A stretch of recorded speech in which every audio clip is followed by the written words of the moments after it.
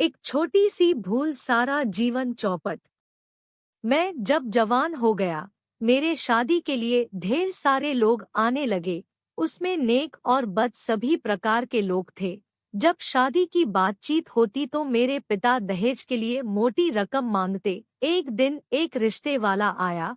उसने मेरे पिता को दहेज में मोटी रकम देने लगा और अपनी बेटी का रिश्ता मुझसे तय कर दिया।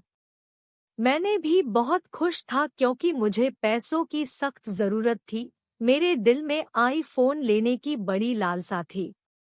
मैंने आईफोन लिया। मेरे पिता ढेर सारा रुपया पाए। सारे घर में खुशियां दौड़ने लगी। मेरी शादी बड़े घर में बड़े धूमधाम से मेरे घरवालों ने किया। शादी हो गई। मेरी दुल्हन अपने ससुराल आई। उसने प्रेम की नदियां बहा दी। जिसे देखो वह उससे अति प्रसन्न था। उसने सभी को खुश करके घर के सभी राज जान ली। तब उसने धीरे धीरे सारे घर में झगड़ा लगाना शुरू कर दिया। हर परिवार को एक दूसरे से अलग करवा दिया। मेरा सारा घर कई टुकड़ों में बंट गया। लोग आपस में दुश्मनी करने लगे। कोई किसी का अब पुरसा हाल न रहा। अब मैं भी अपनी पत्नी के साथ अकेला हो गया। उसने मुझे अकेला कर मुझ पर भी शासन करने लगी। मैं सारा दिन उसकी हाँ हुजूरी न करता तो वह नाराज हो जाती। उसकी सारी फरमाबरदारी करते करते मैं थक जाता। रात को नींद नहीं आती।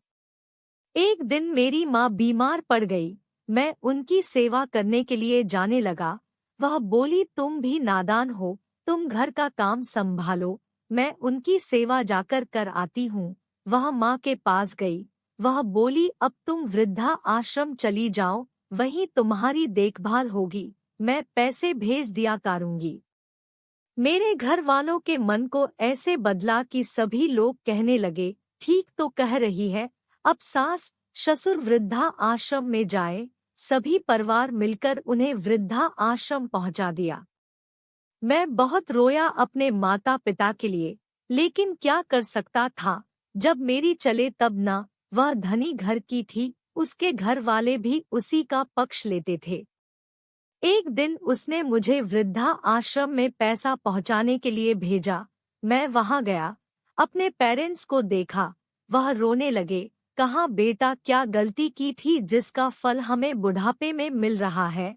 मैंने उनसे कहा, यह वही पाप है जो हमने दहेज लिया था। हमें नारी चुनना था ना कि चुड़ैल। लेकिन उस समय पैसों की लालच में सभी अंधे हो गए थे। उसी अंधेपन का यह नतीजा है।